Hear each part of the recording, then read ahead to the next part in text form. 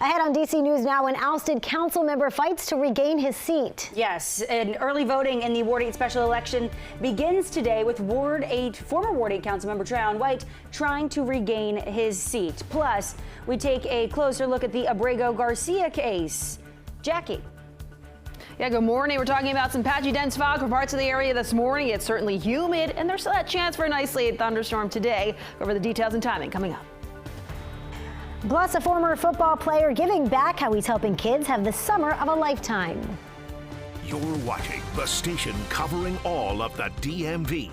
This is DC News Now. Thanks so much for joining us for DC News Now. I'm Ariel Carbone. Yes, good morning to you. Good Friday morning to you. I'm Randy Bass. Thanks for choosing to start your morning with us here at DC News Now. We want to check right in with meteorologist Jackie Layer. The big question, how is that weekend forecast looking? Yeah, I know. For this upcoming weekend, we still have some rain and thunderstorm chances. We're not tracking complete washouts, but you do want to stay weather aware for those outdoor plans whenever we're talking about a thunderstorm chance. But temperatures out there right now for your Friday morning commute, upper 60s to low to mid 70s. Another warm start to the day, also still humid. We're dealing with that humidity right now with those dew points into the 60s and 70s, bit of that tropical feel, especially where we do have those dew points into the 70s. It's also a foggy start to our Friday, especially in the suburbs this morning. Down about a mile out towards Leesburg. Frederick, Maryland, also reporting right about a mile. Less than that in Martinsburg and Culpeper. We're down to about less than a half mile visibility in both of those areas. So exercise caution on your travels this morning with that varying very low visibility for parts of the region. The setup this morning, we do have this low pressure riding right along the stationary front, and with that close by, that could fire off a shower or thunderstorm later on this afternoon. We'll see temperatures right around 90 degrees this afternoon, and when you factor in that humidity, it'll likely feel like we're close to the triple digits yet again later on today. So stay cool, stay hydrated, and then also stay weather aware for that chance for some of those showers or storms. There will be very hit or miss, so not everyone's going to be seeing those today. But like I mentioned before, still some thunderstorm chances out there tomorrow afternoon as well as Sunday afternoon. Go over the details and timing of those coming up. Well, early voting, it kicks off today for that District Ward 8 special election. Yes, and many people are looking to fill former council member Tryon White's seat. That list includes himself. DC News Now's Yamari Sase is live in Southeast this morning and has what voters need to know before heading out to cast their ballots. Yamari, good morning. Yeah, good morning. Well, in just a few hours, the polls will officially open here in Ward 8 for that special election. Although there is someone with a familiar face trying to make a political comeback, there is a lot that voters do need to know before they head to the polls. Now, early voting does begin today and ends on July 14th, and election day is July 15th. That's on Tuesday. Although former council member Tryon White is running to reclaim his council seat, this is because after he was expelled earlier this year, he was removed after a DC Council investigation found he violated city code and rules following his federal bribery indictment in 2023. Now, White pleaded not guilty and is set to go to trial in 2026. Before his expulsion, he did win re-election last November. Now, in this special election starting and taking place today, he's now facing three other Democratic challengers, which is Salim Adolfo, an ANC chair, Mike Austin, a Ward 8 native and former ANC chair, and Sheila Bunn, a lifelong resident and former aide to Congresswoman Eleanor Holmes Norton and Mayor Vincent Gray. Now, there are several write-in candidates representing different parties as well. And if you're planning to vote, you can definitely come out today and still register in person. You just have to be 16 years old, a U.S. citizen, and also bring proof of ID. And if you do plan on mailing in your ballot, be sure that you're signing and dating that and sealing that properly. You can drop it off in the mail-in ballot box or just mail it in essentially. Now, early voting does end on July 14th, so if you haven't made your way to the polls, you can definitely start doing that today up until Election Day, which is July 15th as well. And the polls do open for early voting around 8:30 a.m. this morning. We're now reporting in Southeast. I'm Yamari Sase, DC News Now. All right, Yamari, thank you. Developing now, a federal judge will consider a request for Kilmar Abrego Garcia to be sent home to Maryland to await trial on human smuggling charges. Yeah, his attorneys argue that if they release him from a Tennessee jail next week, the Trump administration says it could deport him again. A U.S. immigration official says that Mexico and South Sudan might be willing to accept him. Now, back in March, the White House admitted to mistakenly sending him to El Salvador's notorious prison, despite not having a criminal record. then refused to comply with Supreme Court decision to facilitate his return. The Trump administration insists he's a dangerous gang member and finally brought Abrego Garcia back to the U.S. to face human trafficking charges connected to a traffic stop in Tennessee back in 2022. His attorneys call the allegations preposterous and say it's the Trump administration's attempt to justify their mistake. Argue that Mr. Abrego Garcia has the right to meaningful notice and meaningful opportunity to be heard by an immigration judge prior to being put on any plane. The hearing is set to resume today. Be sure to tune into DC News Now on air and online for the latest updates. And developing now, remembering the lives of children and teens killed by gun violence in D.C., along with a call to action. The community is calling for change and answers after 2 young people were killed in the district in the past week. 3-year-old Honesty Cheadle was shot as she got out of a car on South Capitol Hill. 17-year-old Zoe Kelly Hickman was killed on July 4th. Her mother tells DC News Now that she wanted to speak out at the vigil to get answers and justice and ensure other young people can live in D.C. safely. We're going to be honest with the youth here tonight and say we have failed you all. As elected city officials, we have failed you. We have forgotten the innocence of our youth. We have forgotten how precious the lives are of our youth. Not anymore. The suspect who shot 3-year-old Honesty Cheadle has been identified as Charles Rucker. Police are still actively searching for him. And in Maryland, Prince George's County police say they've arrested a man in connection with the deadly shooting there over the holiday weekend. Demarion Jones is accused of killing Jalen Livingston in Landover Sunday. They say the 2 men know each other. Jones is charged with 1st and 2nd-degree murder. He's being held without bond.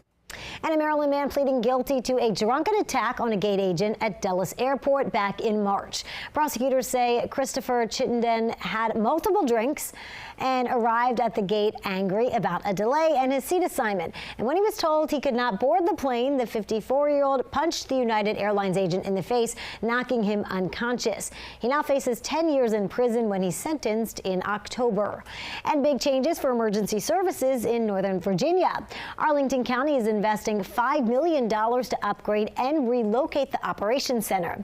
The Emergency Operations Center, Public Safety Communications Team, and a new situational awareness unit will all move into the Bozeman Government Center this fall. ARLNow.com is reporting the 6th floor will get new technology, radio equipment, and a generator. Officials say the move will improve coordination during emergencies and offer space for collaboration and training. Construction is expected to take about a year. And new video this morning, a woman, you can see her there, caught on camera keying a Tesla. Montgomery County Police say it happened at Walter Johnson High School in Bethesda on Tuesday. If you have any information, police want to hear from you. And a massive display of grief in Central Texas as people honor the more than 120 people killed during that catastrophic flooding on the 4th of July. We know dozens of the dead are children. Yes, first responders are still trying to determine who is among the 170 people still missing when the raging Guadalupe River overtook several communities there.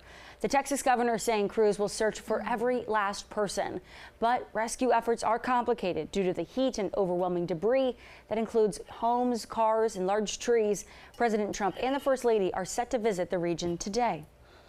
And the devastation in Texas has compelled people across the country to help out. That includes a teen right in our backyard in Northern Virginia. He's raising money for families impacted by the floods to recover and rebuild. Our Ben Dennis has the story.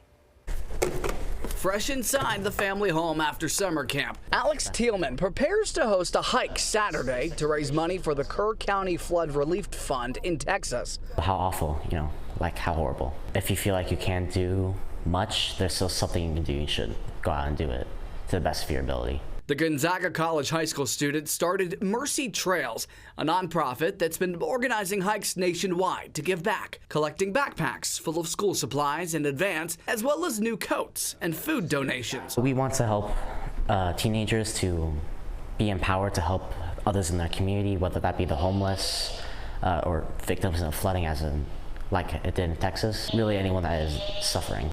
Alex is among do-gooders in the DMV, continuing to help Texas flood victims. DC's World Central Kitchen continues feeding families, and 2 Swiftwater rescue teams in Virginia were deployed to the Lone Star State. Meantime, this Virginia team is hoping this hike will spur inspiration. Hopefully to do the same whenever another tragedy happens, or to help, as I said before, people in that community like the homeless. An oil spill cleanup is underway in Laurel, Maryland. It happened at the Supply Lane Recreation Area. Now, WSSC Water says Tuesday's storm knocked down a tree, damaging a transformer and sending about 6 gallons of oil into the reservoir. They say the drinking water is safe.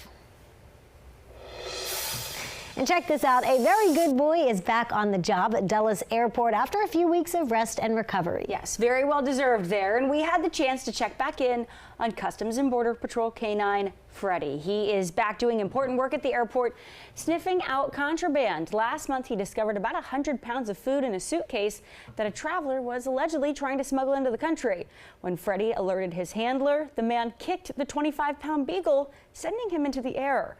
The man pleaded guilty and was sent out of the country, while Freddy spent the past 2 weeks recovering. I've received text and phone calls from friends not only here in the U.S. but outside of the country. It's gone international. Thank you for your support. Even when you don't hear about us on the news, the officers and specialists here are working diligently every day. It's always nice for all of them to know when they're supported. What a sweet boy there. Customs officials say, of course, they've really received an outpouring of messages offering donations. They say Freddy already has pretty good insurance, and they'd rather people help the thousands of animals in much greater need at local animal shelters. Metro's next generation of train cars is getting an update. WMATA has ordered more than 250 of their new 8000 series rail cars. Those are set to arrive in 2027. WMATA says the new cars will be more spacious, give passengers more places to stand, sit and park bikes, strollers, and luggage. There are also dedicated spaces for people traveling in wheelchairs, passageways that allow you to move between cars, and new interactive digital displays that'll show you where the train's going, along with other alerts. WMATA says these new updates will make travel easier and safer. And WMATA also says more than half of its reported safety issues this year have been resolved. That's according to a new report tracking transit security. Officials say hazard reports are up, but 53% of them are mitigated. WMATA credits improved safety culture and response to emergencies. All right, your time now, just about 6:12 on the dot on this Friday morning. Coming up on DC News Now, we are talking about a unique experience for kids in Maryland. Yeah, the summer camp hosted by a former NFL player is giving them a chance to do something they've never done before. Plus, in Virginia, it is no longer the #1 state for business. Ahead, we look at why and which state is taking that top title. And we check in again with meteorologist Jackie Layer. Can definitely see some of that haze there in the sky. Looks like we are looking out over Reagan National Airport there. Yeah, I mean, out there this morning, not only haze, but we're also dealing with some reduced visibility thanks to some thick fog. And we're seeing that back out towards our westernmost areas. So again, exercise caution as you're heading out on your travels this morning and take it slow. More details, though, and look at that weekend forecast right after the break.